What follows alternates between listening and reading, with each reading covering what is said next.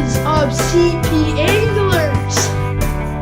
Okay, I know that might be a little cheesy, but I'm working on it, okay? I'm working on it. Anyways, let's get straight into the video. I'm gonna be talking about, just like some rod reviews, like what's good and what's not good. Obviously, most of my stuff is actually really good. It's cold up here. My first rod that I have is my ultralight. This is a 5.6 ultralight. I just like it because it's got a really sensitive action, and I mean it's like really lengthy for an ultralight, but I mean it works just fine. You can feel the bites pretty good.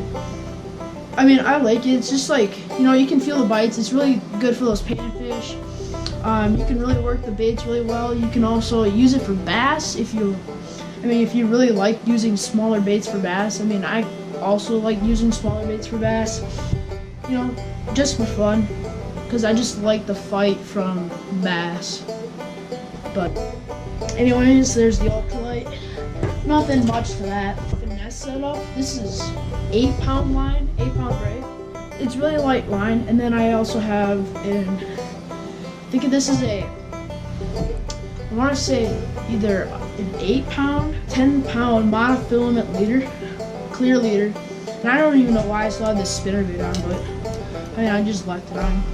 And plus all the ices over the pond now, so I can't go fishing anymore, but that sucks. I'll just do some reviews and that, but okay.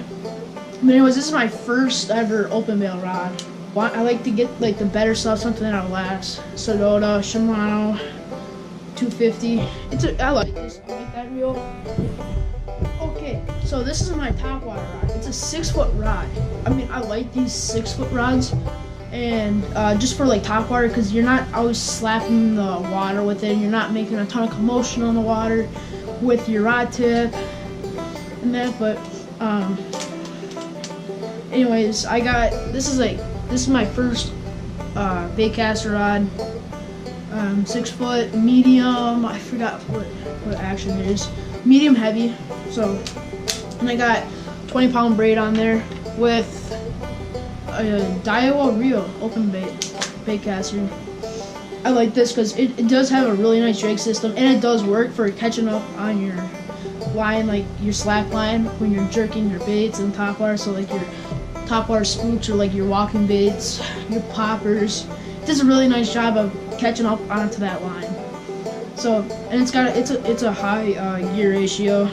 So there's the my top water rod for you. I really recommend this setup though, like a small 6-foot rod, medium heavy, just like something that's stiff but not too stiff for your baits, like to set the hook in. Because on your top water baits, you don't really want to crank on it. You just kind of want to pull back, because remember, those fish are coming at it like I got really fast speed. And they're going to come up and they're going to go full force at it. Unless if they're being a little bit more finicky on top water, they're going to go hard at it, or they're not, and they're just going to come up and suck it in. But anyways, either way, you kind of just want to do a hard pullback. You don't want to go like yanking on it, otherwise you're gonna pull the bait out of the mouth. Now it's different on frogs. You want to really set the hook on a frog, because they're weedless and you need the hooks to get into their mouth. Because with frogs, it's a little bit harder to like get the hooks into their mouth. Like, yeah, you know what I mean. Why is this unhooked? Okay. Ow, ow, ow, ow, ow, ow. These hooks are really sharp. Ow! Especially since it's cold on my hands, right? Okay, so here's this is actually a worm and jig rod, but I also like using it for jerk fins because it's got a really sensitive tip on it. And it's also got it's also stiff for your jigs and your worms, and basically like it has a great backbone on it. I don't know, but you don't want your rods to be too stiff for your jigs and your worms, because otherwise it's just not gonna, really go well. You're gonna like miss a ton of fish because it's just gonna be way too stiff. You want to like a rod that like can bend and that, but you don't want it too light, otherwise you're not gonna get the hook into the mouth. Anyways, that's my worm jig rod, and I have a Shimano Curdo for a 770 HD.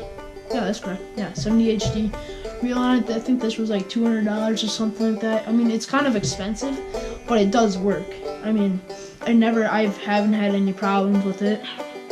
But I mean, it's a reel that'll last you a while. So that's why I got it. And the only reason why I got a new reel is because I broke mine on a bass. Or somehow, here, I'll show you. Like, fudge. Somehow that came undone. Like that right there. See where that gold is? Pretty sure you guys can see that. Like, popped out. And like the other side, like, jabbed into the reel. Like, I don't know how that happened. It was a RV Garcia Silver Max reel. But it's in the past, like, who cares? I got a way better reel now. But anyways, rolling into my last rod. I have probably my favorite bass rod that I've ever owned. Okay, this is my 7.9 bass rod. This is a very long rod, okay? Now you might be thinking to yourself, Carson, why do you have a 7.9 rod for bass? Like, that doesn't seem right. Okay guys, the reason why I had that is because this rod has a stinking amazing backbone on it. When you set the hook in that, I've really never really ever missed a fish on this rod and reel, just because of that backbone. That backbone is like so important when you set the hook. I don't even know. I just love rods that have a really nice backbone. I mean, you probably don't even need a rod that has a really nice backbone in it, but I mean, I recommend it because then you're gonna not miss so many fish. But anyways, if you want to pick up this rod, I think it's like, my dad never told me how much it was, but he said that it was really, really expensive. And the guy recommended it for like moving baits and jigs, or like bigger baits. And that's what I use it for. I use it for bigger baits, moving baits, and that's basically that I only use it for. The 7.9 moderate action, and I also have that paired with a loose speed spool. I like these grips. I also have 17-pound mono on here. Those are all my rods that I own. That's like a lot, but I also have musky rods behind me. My dad owns all of them, but I use all of them too. We share them. I'll get into those like right now. So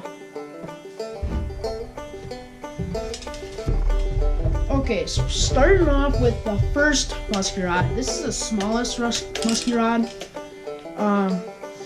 It's a 6/8, and I love this 6/8 for top water. And we also have like a really high speed, or like Revo RV Garcia reel to go with that, so you can catch up on your line. I mean, this grip too. I love this grip. So anyways, there's one musky rod. Okay, so here's the second musky rod.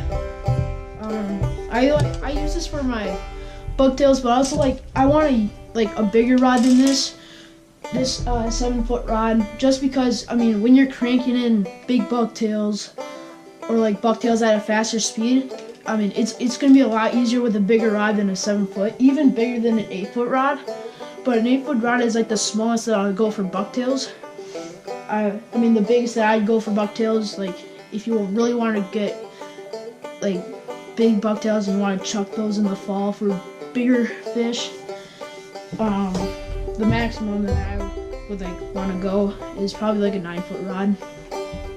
But anyways, I use this. This is like my rod that I use all the time. I use it for everything. Basically, like throwing big rubber, small bucktails, sometimes very big bucktails if I'm really feeling it. And I also have like a high-speed reel on here, the Revo RV Garcia. Anyways, there's the second setup. Now the third setup that me and my dad and my brother use. My brother doesn't use this, but I use it also. When my dad's not using it, I'll use it for bucktails. It has the same reel as the one that I just showed you before, except I mean, it's the same gear ratio and all that, but the rod is 8 foot, And you always, and I mean, depending on what you want, I mean, like you kind of want to go extra heavy. Like this one is heavy, so it doesn't have like so much power like you want for. I mean, if you really want to go extra heavy, I'd probably use that for your glide baits and that. But I like heavy for bucktails and rubber. Like you can also throw extra heavy for big rubber, just because of how big those things are. You kind of want to jab the hooks in there. But with heavy, you have a more of a backbone, and I mean, you don't really need a crank on it. It has a very nice backbone on it, and it has a nice bend on it, so you don't really rip out the lure of the fish's mouth. There you have it. Those are all the rods that I own and partly own. Like the musky rods, I don't own fully, but the bass rods that I have and the ultralight, I own those. But anyways, if you like this video, please leave a thumbs up or whatever.